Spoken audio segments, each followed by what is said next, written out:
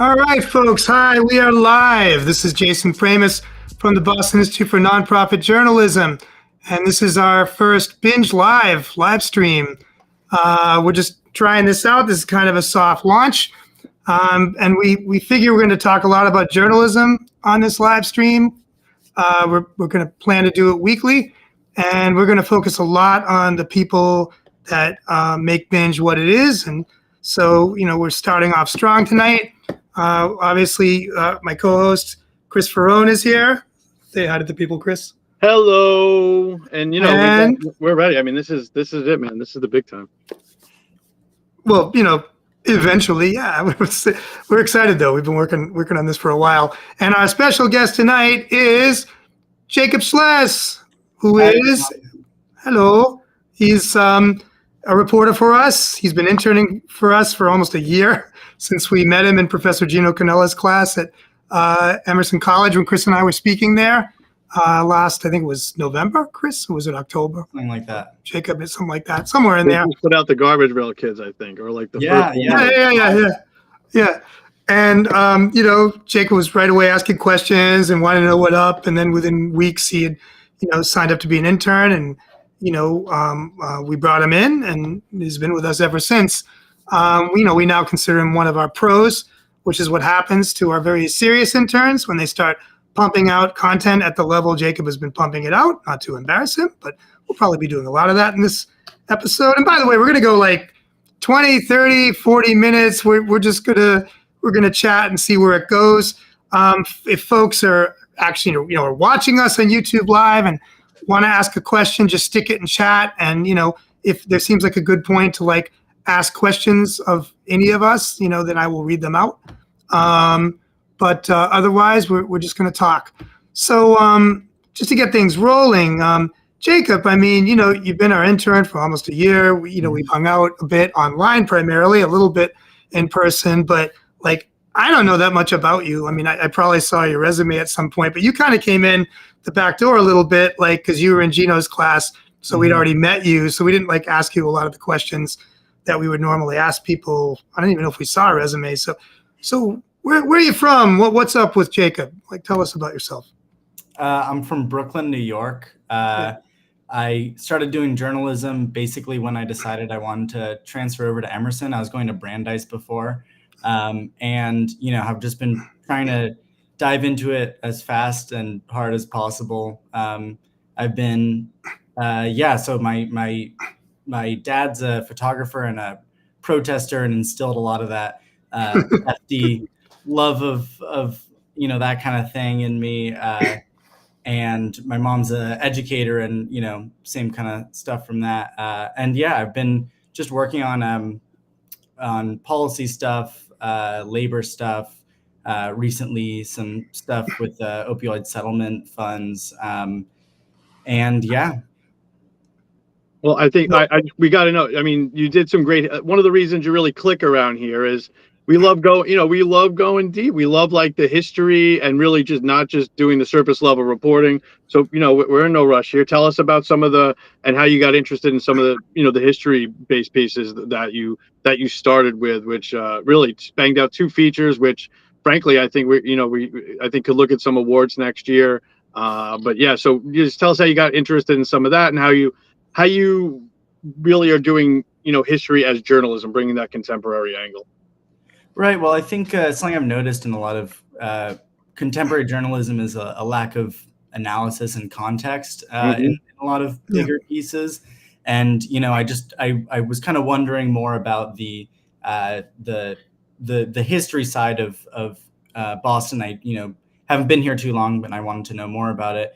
A couple years back, I did a piece about just for a class about busing and about the desegregation efforts here. And so it got me interested in the educational system. And I started looking through old school committee proceedings and stuff like that and stumbled upon, this effort to undo marriage bans for female teachers. So if you were a teacher, if you were a woman in the 20s, 30s, 40s, and you got married, you'd be fired.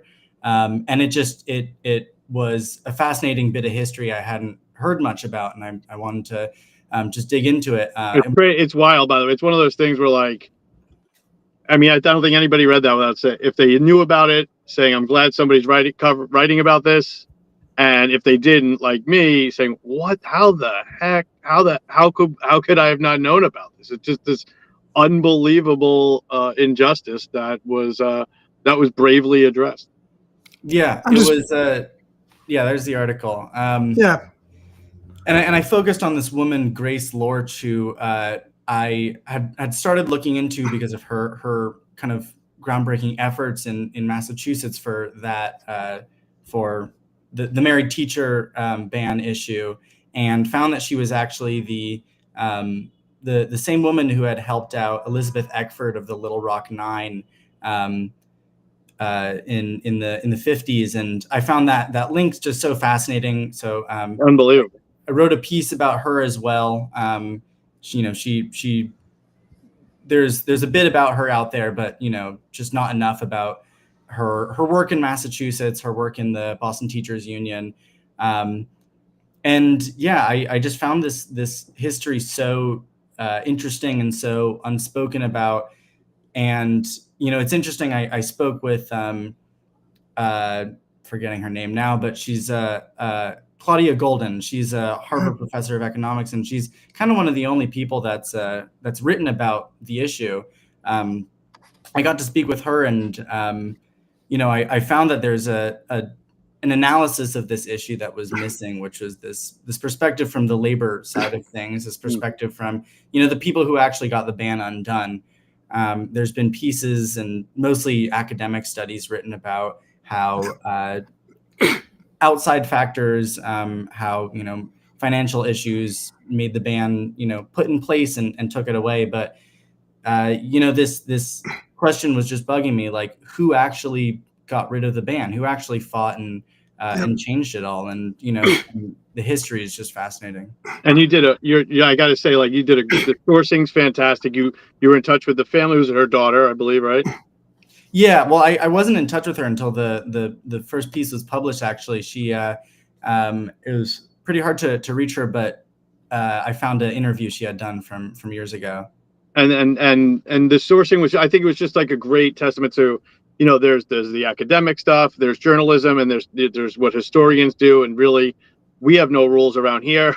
And I know academia has loosened up a little bit from what I understand in this regard, but it's great. Pick up the phone, dig in the books. I just had this conversation with someone recently. Oh, because I also, my side hustles, I sell old magazines and books. I'm all media all the time, right? And so like, why do people want this? And I'm saying, for different reasons, but their assumption was that everything's like on the internet, and they must not be on the internet because things are not accessible. And so I think, just a fantastic piece, and really showed Jason and I that you're ready for prime time or whatever it is. And we also always tell our young reporters, interns, when you're doing stuff with Binge, when you're doing stuff with Horizon Mask, do something that, maybe somebody else would say no to, maybe. And you really knocked it out of the park. And the only other thing I'll say on that is, I'm not going to mention names, but Jason and I, a couple of years ago now, had a fantastic meeting with a national environmental site, and they do great reporting. And I'm not going to mention who it is, but basically we were supposed to do a project with them, and the relationship just didn't work out. And they kind of threw an insult at us.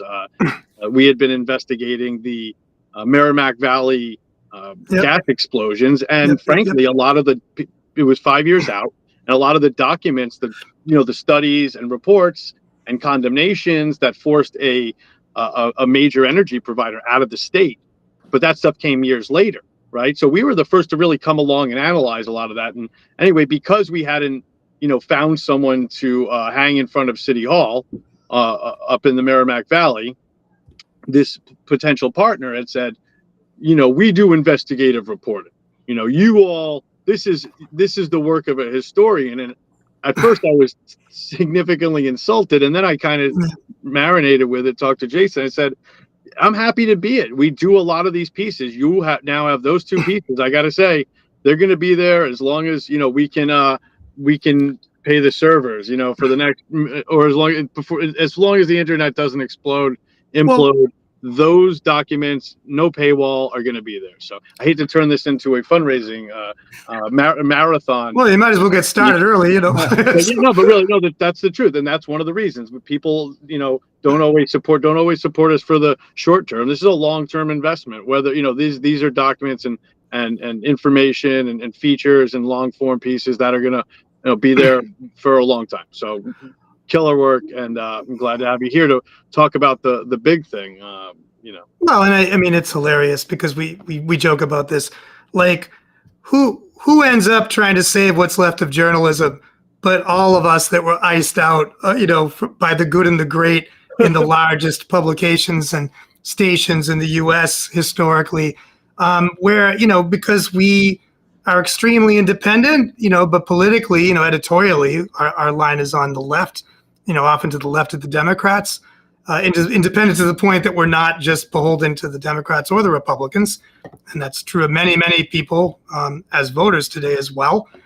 So we know we're in good company. But there's just a lot of stuff that, I hate to use the term mainstream because it's become so meaningless, especially in the mouths of the hard right. But okay, the biggest news outlets, right? Historically, we're very tied to the big money. And everyone that was out there in American history up to today, trying to make the place better for regular working people on the ground, was mostly iced out. So figures like, Grace Lonergan Lorsch, or people like my own grandfather in the leather factories of Peabody, who I did work on. I've written about it a bit, about the left-wing union he was in, about how McCarthy crushed it as a first order of business starting in 1950. I've also written, I don't know if I've written about the fact that, my mother was a teacher outside of Boston before most schools outside the Boston area had unionized, outside Boston proper, I should say. So, in 65, she became, actually, let me think about this. By early 66, she'd become pregnant with me. And at that point, she was in a school system that wasn't unionized, like many weren't. And when she showed with me, when she was visibly pregnant, by 5 months, she had to leave her job. And the tenure she'd accrued after several years of teaching, and she was never able to replace that job. It took 7 years with no work, and then she had my brother also in 69, and then 7 years as a temp, and then 7 years kind of working as a secretary, and then eventually she became a low-level manager doing shipping, for a high-tech company. And, all of that because she happened to be pregnant in a period not long after they allowed married teachers to stay, which was the big thing you were writing about in that third piece on Lonergan Lorsch, and her great struggles as some kind of left-winger. We don't know exactly what, right? She was often called a communist. She was hauled up in front of, not post-McCarthy commissions that were very similar, though, right? 57, was it? Something like that in D.C., I think? Or was it in Memphis? I forget. But it was in Memphis, the Senate Select Subcommittee. I can't remember the exact name. But the Senate's McCarthyism, unit. But the pregnancy ban case is so fascinating. And at some point, I'd love to dig into that history as well, because it only ended in 1972 from a Supreme Court case. Just a couple of years after your mother was fired. Was screwed. I mean, and that's the kind of thing that made me want to be a journalist myself, right?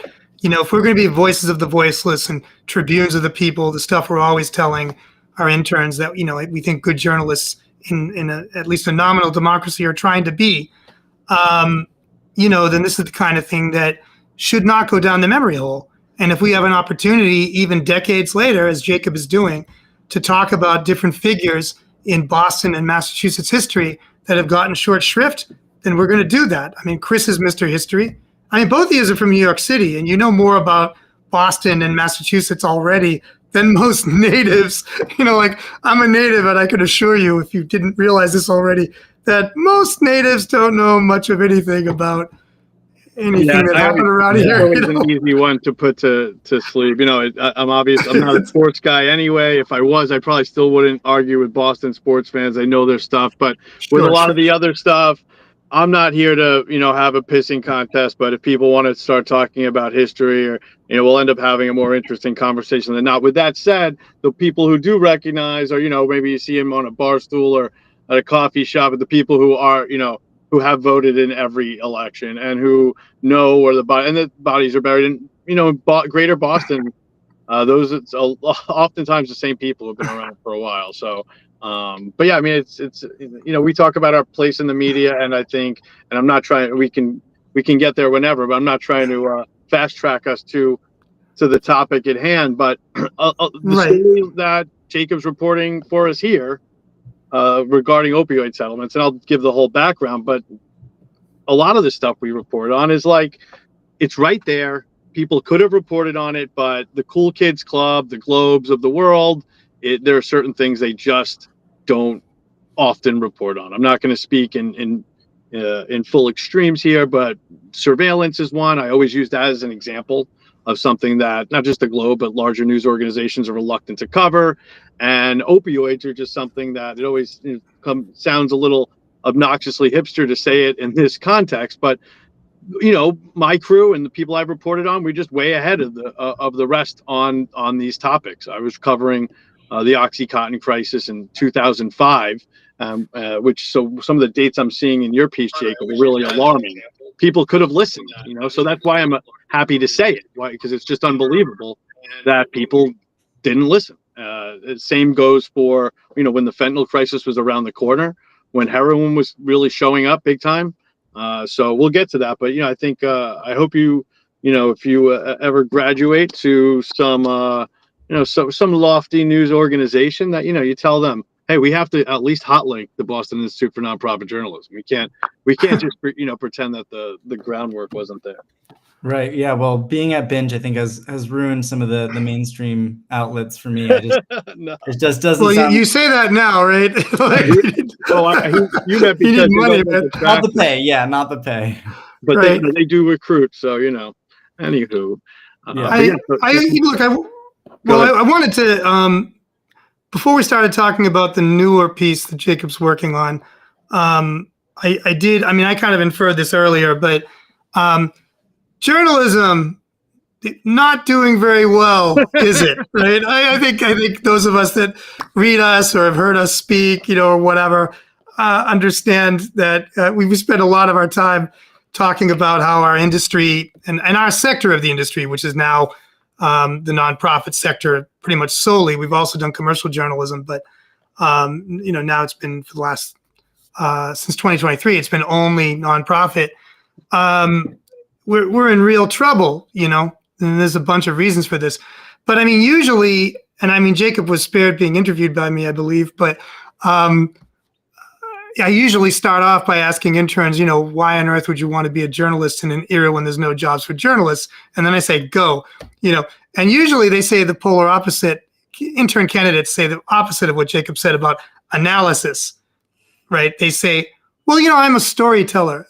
And I'm like, okay, that's fair. That storytelling's important, but what about analysis? But also, what about who's going to pay you to do this storytelling you want to do, right?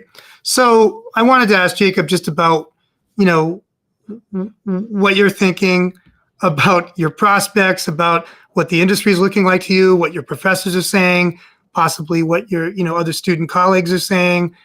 How does it look to you? I mean, we talk enough about what it looks like to us, which is like doom, sometimes, right? Yeah. What do you think? Well, I mean, I feel like every class I take at the beginning of each semester, it starts with a bit of a talk about how journalism is, going nowhere, and it's in a miserable state right now. But you're here anyways, so let's get to work.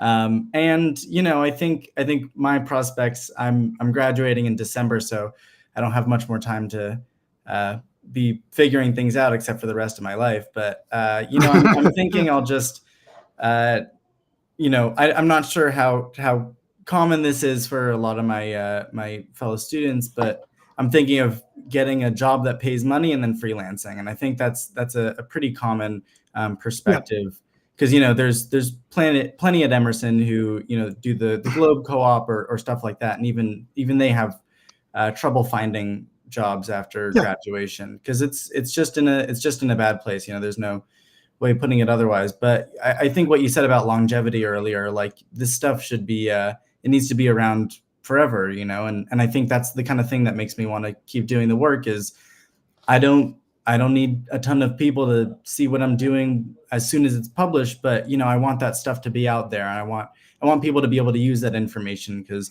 I think journalists are naturally curious people, and I want other journalists, other people to be curious and look into the stuff that I've been looking into, and maybe skip the 20, 40, 100 hours of reporting you have to do to get to a big piece and just learn about it.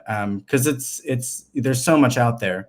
There's just so much that's not being talked about, and it's something I didn't realize when I started doing journalism. And do you think? Sorry, Chris. Go ahead. When we started Binge, and I'll still say it till this day, there are a lot of things that go unspoken in journalism, and particularly about this reality. And it's nothing new. It's been the case at least for the past 10 years, but definitely before that, since we started Binge 10 years ago. And Jason, I've always said, I wish I could pay. I wish everybody could, who deserved and who wanted it and worked hard, could be a full-time reporter with us or whoever. It's just not the case. And we always joke that, well, it's not a joke anymore, but I don't know of any journalism programs that have a class in freelancing. I could stand corrected if that's the case now, maybe. But if anyone was going to do it, it would probably be Emerson, right? They they think they're very progressive, not politically in that way, but in that way. And but we've always said it. This is what we can do. And we always said our first staff writer, Haley Hamilton, who's out in Portland, Oregon, doing some reporting out there now. Was a bartender, wrote about that, lived it, it was all about it. And, that was, and I always said, a lot of our reporters are, some have full-time jobs as reporters or write for industry publications. But a lot of them, especially if you work a job, it doesn't matter how much you love it. We have to pay you no matter, even, no matter how we want to pay you, not however little, but whatever it is, has to be something. Because if you're coming home from waiting tables or a marketing job or whatever it is, retail, it takes a little something extra. And like you said, and as we'll discuss, this stuff takes months. Nate Homan, props to Nate Homan, who worked on a piece for more than a year for us. But, some book length stuff we've churned out. And listen, that we're proud of it. But yeah, that's what it takes. And people, we don't like to, we don't always talk about it, but it's important to. But what do you think about the issue of audience now? With all the problems we're not even really discussing structural industry problems. That wasn't, how we meant this particular conversation to go anyway, because that would be more me and Chris talking probably. But one thing that's bugging me, having done this a long time, is the fact that it's harder and harder to get eyeballs on our pages. And it's hard to deal with the fact that people of all ages, not just young people, although young people get tired with all this shit, right? They don't read, it's like, no. Nobody's reading, right? Like, people read, but they don't read. They read headlines, right? They don't really know who they're reading. They don't know where they're reading it. It's just like all this information just coming at them all the time. They don't really know where it's from or who produced it. It could be AI. They don't know, right? I should say so-called AI, because I usually do that.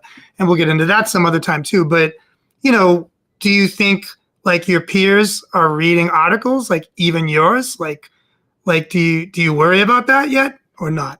I think I'm not quite at that point of worrying about that, but yeah, I think I'm definitely the annoying friend who gets his friends to read more and to read more news. Because it is worrying just how few people know what's going on. I think especially in America, our education systems are being completely destroyed, and so I think a lot of the people to step in are journalists in a lot of ways. If we're going to have the federal administration we have, and have the lack of priority put on education on the state and city level, we need people who can share stuff. And I haven't been doing this nearly long enough to have any clue of an answer to how to get more eyeballs on stuff. But yeah, it's definitely in a tricky place. But it does give me hope that there are people who want to know more. There are people there's a growing young lefty movement, and I think that's always a good thing for people who make the kind of stuff that those people read. And I'm excited to see what that future looks like, but it's not looking good right now. Yeah, I mean, and I don't know. Continued on in a later date, this discussion. Well, I mean, do you like what lefty movement are you seeing? Because I'm an old lefty, so and I'm more, maybe a little more critical, maybe too critical. What are you seeing? Well, I think the obvious example is Mamdani in New York. I've seen just like, my friends who were not that politically engaged, I've seen become politically engaged. My people who grew up in New York thinking about these issues but not really acting on them are doing that more. And I think it's overhyped in the media, this emphasis on Mamdani especially. But I do think there's something to the growing sense of dread with what we're going through. I think, and I think as we delve more into fascism, there's going to be more of an awareness, because you can't, at a certain point, people do start paying a bit more attention, whether that's by force or by whatever happens, but or by necessity. But I think it's these kind of sporadic and fast political movements, like Bernie Sanders in 2020 or 2016, or Mamdani now, or lessons to be learned from failures like India Walton in Buffalo. But Yep. the problem is, as exciting as it is to see electoral officials or electoral politics get a lefty push, it can't be all that, because anytime there's a leftist running and they get in office, they just can't deliver, because they're operating within a political system that just won't tolerate what they have to offer, or they change their mind. But yeah, I think I do see, maybe it's the bubble I'm in, but I see a more of a thirst for some good lefty content. Okay. No, I mean, and it's all about, I think, where we're throwing it out there all over the place, writing articles, talking about them, syndicating in as many places as possible, sharing with people who have Substack. So it's, for us, it's not about just picking one thing, but it is harder than ever. And it's funny, at the same time, as I take we have a grant to do some of the reporting we're actually talking about today from Medill. Full disclosure, I'm sure there's a right winger out there who does not like Northwestern School of Journalism, but it's one of the finest, though. And as part of this grant, we are getting to learn how to use some of these Google tools, AI related tools, and of course it is Google AI search that is flattening us at the same time. And Yep.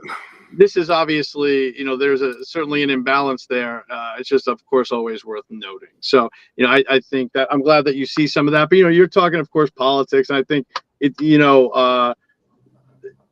people, it's for years, it's like generations. They use, Watergate and the Washington Post as an example of what motivated young journalists. Certainly, Jason was partially motivated by this, correct?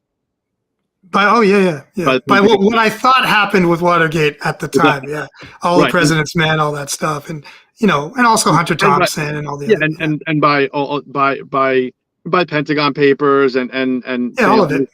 And but now that really was a long time ago. It's certainly not what brought me to the table. And then but years later, when I was starting, it wasn't my cup of tea. But things like Vice.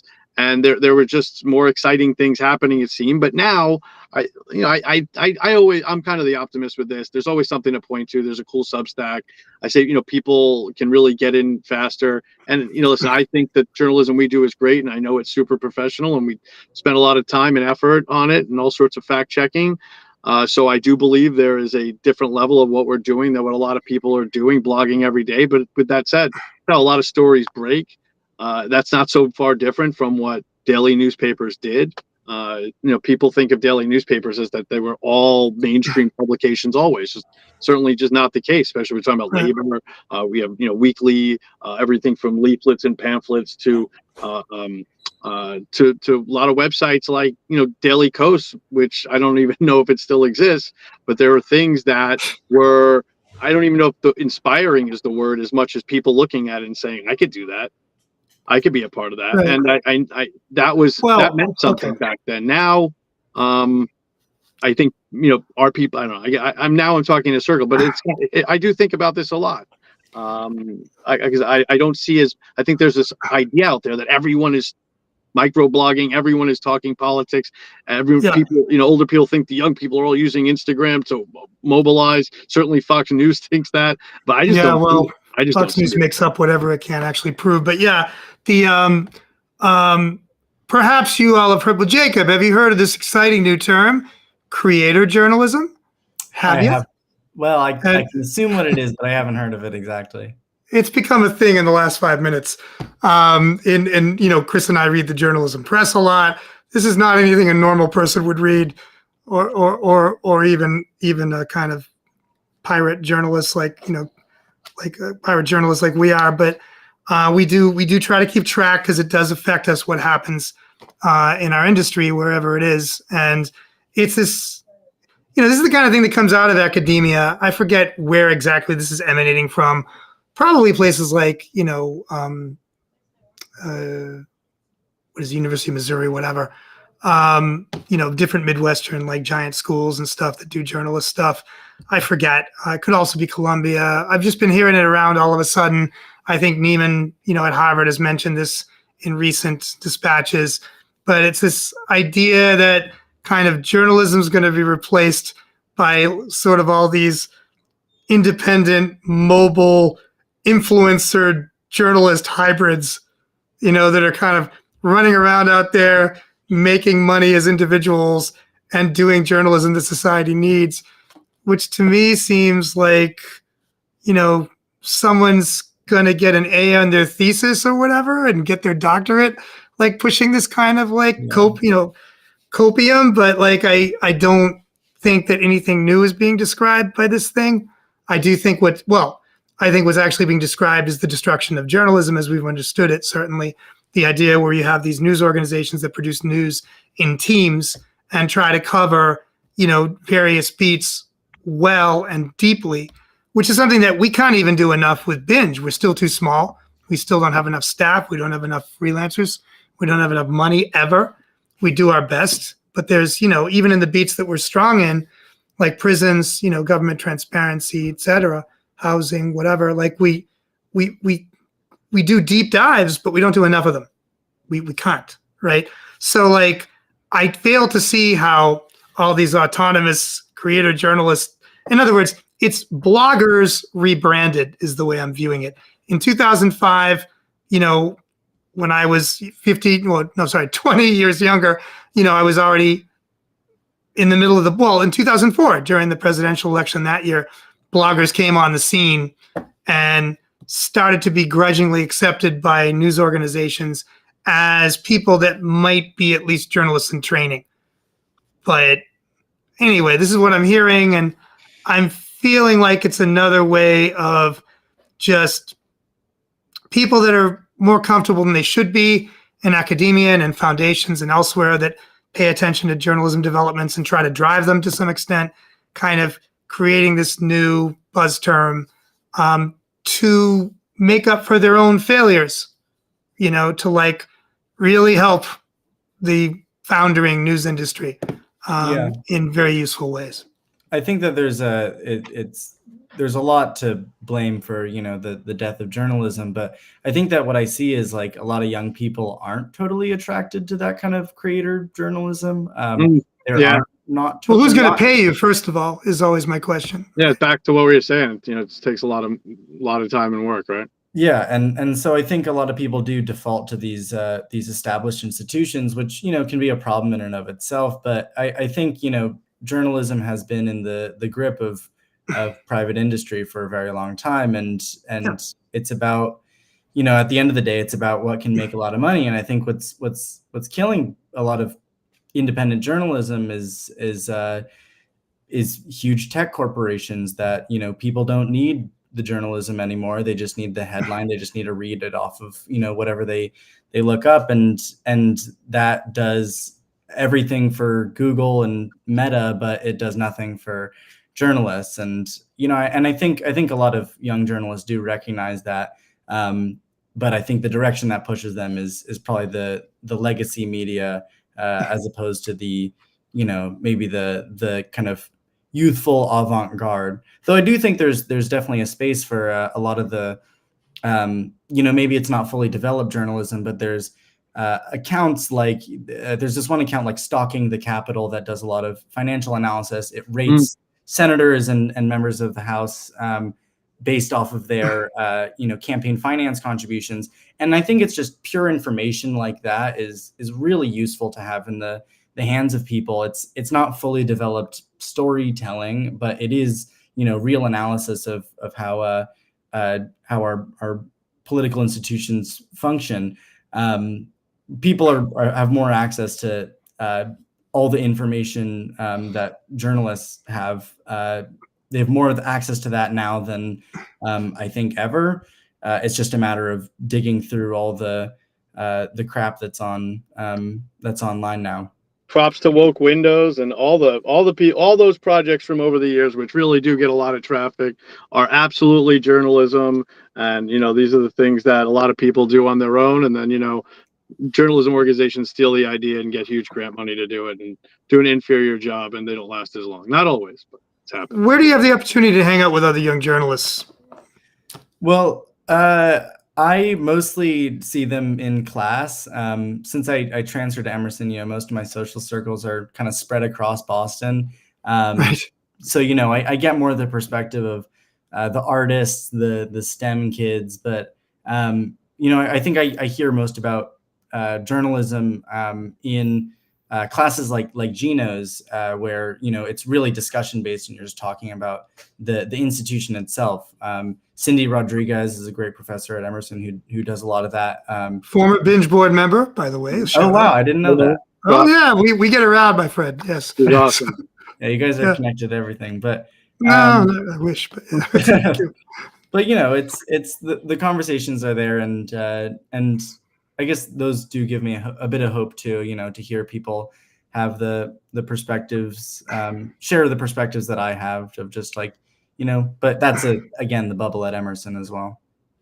No, I may have cut off discussion about your new piece. So I don't know if you all want to circle back to that. Oh, yeah. I'd be happy to, yeah. Please do, because here, what's the deal? Well, we can go a little bit longer, Well, I'll just give the quick background, and then I just want to, first of all, this is how this show's supposed to be. All right, I'm editing the piece now, but it's solid, Jacob. So real quick. So the background here is that we have been reporting on opioid settlement funds, and for those who are not totally familiar, but it's it rings a bell.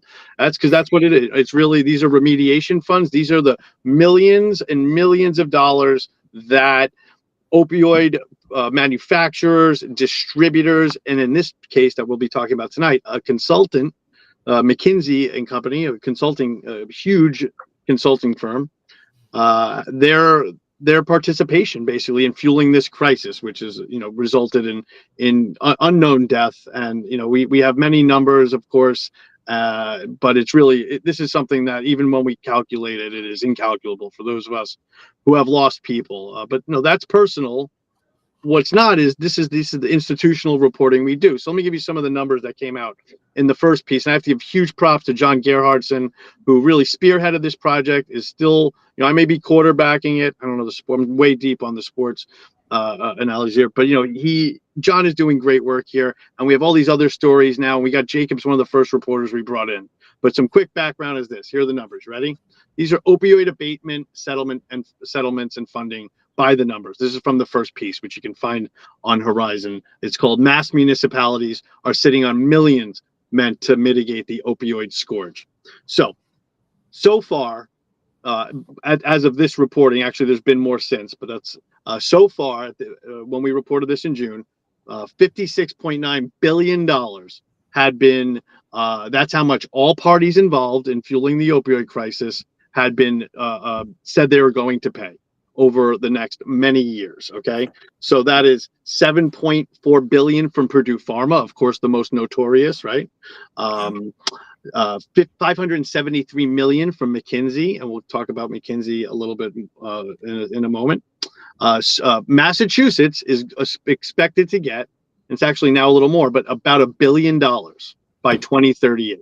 And I won't get into it. You really should read the piece out there. But the first piece we ran was that only about 8% of the money that's going to municipalities had been spent. So basically, a lot of cities and towns are sitting on this funding. You know, there's nothing necessarily nefarious, but it's just like they don't know. So like people are dying; they've been dying for years. Finally, attorneys general got these companies to pay up. Number of companies. Earlier this year, there was another settlement with 8 opioid manufacturers, including Indivior, who makes Suboxone. And this is the kind of thing we say where we wish we could get the numbers of conspiracy theorists. The problem is our stuff is the kind of like the real stuff that rings the same. I mean, for me, who needs a crazy cockamamie theory when the attorney general puts out a press release that these companies are paying all this money? So here's the crazy part, and this is where Jacob comes in.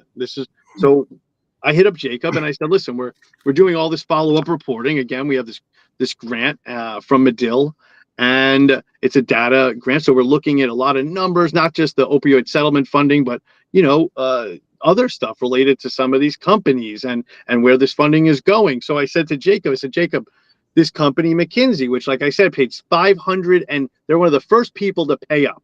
Okay, 573 million of that. 13 million about, I think, went to Massachusetts. All right. And that was in 2021.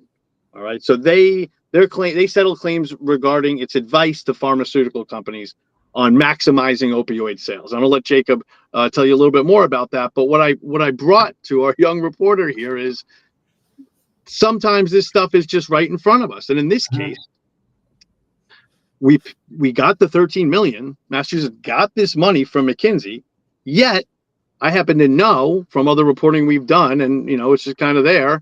McKinsey does millions of dollars of business with Massachusetts. How is it? How is it that a company that lied about or that helped Purdue Pharma push this devastating drug in Massachusetts? How is it actually possible that we give them millions of dollars? It's almost too simple. So it wasn't. Is this the case? We knew it was the case. Said, Jacob, please go a little deeper. So, Jacob, what was like the first thing you did here? Is it like, I know I kind of gave you the end of the story. You kind of had to build it backwards. Tell us about your process. Well, I think one thing that I was initially really struck by was just, I was looking through the information, all the documents that McKinsey had to hand over, regarding their consulting to Purdue specifically. And you read through this stuff and it's just some of the most horrifying, chilling stuff you've read, like 100-page presentations that describe here's how we're gonna target the top opioid selling physicians, top opioid prescribing physicians, and market to them extra, huge sales bonuses for the sales reps who do it. And something that I found that was really compelling was this McKinsey consultant did a ride along with one of the sales rep in Worcester. She spells it Worcester in the email, which is just a great detail.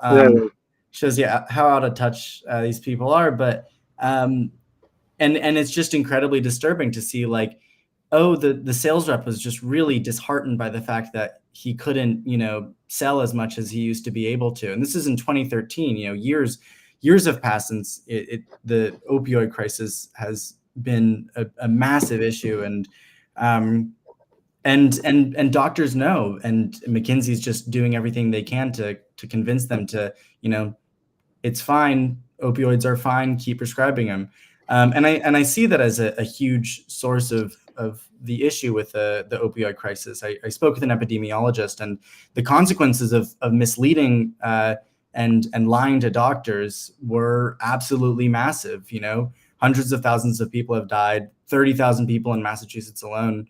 And that stemmed from this phase one of the opioid crisis, the prescription opiates. And so, when I was looking into that, that big question of why are we still doing business with them was looming. And digging through the data, I found that they're actually doing contracts, more contracts with health departments in Massachusetts than they were before the settlement. That's largely because of the work they were doing on the pandemic, back to work study, and some other like IT services stuff. But how are they allowed to be doing this work for departments that are actively dispersing the funds that McKinsey had to give? And one of the most disturbing things that I realized only when I sat down to write the piece was in 2021, the year of the settlement, Massachusetts paid McKinsey $13.8 million, which is $600,000 more than they actually received, than Massachusetts would ever receive from McKinsey for opioid settlements. And I gotta say, not to diss all consultants out there, perhaps some are watching, but this is not the same as if they were selling dump trucks, which cost money. This is like consulting fees. So yeah, that costs money and travel and got to pay people, but they really, it was like, whatever, okay, we want even Steven basically for that year. It's really, and so, so I'm glad that, I couldn't have found a better person to a better desk to drop this on. And, and of course, so Jacob, one of the big things that it was our current governor, who's the attorney general. Like, for all my issues on some things with Maura Healey, she's a bulldog with these opioid settlements. Really one of the leading AGs in the country. I don't believe was one of the ones who started this, but certainly, got a lot over the finish line. And our current AG, Andrea Campbell, just had one recently, had some firm language. But Healy herself said, "Why are we doing business with McKinsey?" Yeah, and it took the most recent payment to McKinsey was during her administration, 10 months in, and McKinsey hasn't received any money from Massachusetts since then, but their contracts are still good for another 9 years. And they're on these absolutely massive contracts that have hundreds of vendors, and the work they're doing is like Chris said, it's consulting work. They're telling people, they're telling institutions how to do things better. As a side project, I've been better, more profitable. As a side project, I've been looking into privatization at the MBTA. McKinsey was hired by the Department of Transportation in 2016 to study privatization, and it's just crazy. I'm still digging into the details there, but it's insane that this huge corporation that works on behalf of some of the most evil corporations to exist, ExxonMobil, Purdue Pharma, anyone you can think of, the hell you say. Good. They're at the MBTA telling us to privatize more, take things out of the hands of the public, and it's really disturbing. No, it's wild, and I'll say, not the focus of this, but Rand Corporation, a massive think tank down in DC, is one of the reasons that some of these municipalities have not spent. They put out a big white paper and basically say, hold on to some of these funds, and perhaps there's some prudence to that. There's a good reason for it, but I think it's between the think tanks, the consultants who will basically write it. Listen, when Charlie Baker was governor of Massachusetts, do you think any consultant thought they were getting commissioned to do a report to say, no, don't privatize this? Have the state do it? Of course not. This is like, so we see this all the time. And of course, some of Dan Atkinson, former binge reporter, did some great reporting on McKinsey's work in Massachusetts during COVID. And a lot of this is really, these are the people who you call in when you want things cut. Either and then it's in the irony, of course, being that they're spending taxpayer money to tell you how to basically screw taxpayers off it. So solid reporting here. Anything else that this will be out this week that people should look for, and this is the kind of story we just hope people have some fine infographics to go with it. We want people to really just have that kind of gut reaction. So we'll be doing stuff like this, boiling it down, cutting out segments, all within that great context you love so much, of course, Jacob. But really stellar reporting here. I agree, and we should, although we should now wrap up. It's like we've been going about 50 minutes, 50, and I don't know who's still with us. Not a whole bunch of people, so we should probably wrap forever, up. like all our work. That's what we're talking about. It will. That's one reason we're doing it this way. It's also fun to do it live, and not have to do everything scripted. And it's not as polished, but I think it's better ultimately. But is there anything else you wanted to discuss tonight, Jacob? Yeah, I mean, I'm really looking forward to publishing the McKinsey piece and working more on diving deep into the contracts, past contracts, and the opioid settlement stuff. And what year are you at Emerson? I'm a senior. I'm in my last semester. You are, yes. You're wrapping up. Go ahead, Chris. Sorry. No, I was going to say, where else can people see your work? I'm always even seeing it. Like you've written for the Shoestring Cambridge Day, right? You've been gotten around. I only edited for Cambridge Day. I did a piece for Working Mass, but otherwise it's all been cool. It's all been binge. Cool. Well, definitely come to binj.news. I just put the little ticker on the bottom of the screen just to try that out. We also have the QR code. I don't think binj.news is too tough for people to remember. We're rebranding our new, sort of weekly news publication, Horizon Mass, within about a month or so. So stay tuned for that. But definitely, no matter what, go to binj.news and you'll get to where, all the stuff is. You'll be able to find Jacob's work ultimately. Currently, you can see it at horizonmass.news. Don't want to muddy the water too much. And, wherever else Jacob is writing. I think there's this thing called the internet where you can look stuff up. So anyway, thank you very much, Jacob Schles, and thanks to Chris, Faraone. And this has been the first Binge Live. I had a good time. I hope you all had a good time. I hope people in the audience had a good time. And we'll just wrap it up. I don't think I'm going to bother with music outro for now, since it's AI generated. It's kind of annoying. But thanks, everyone. And, we'll try to be back in a week. We'll see how that goes.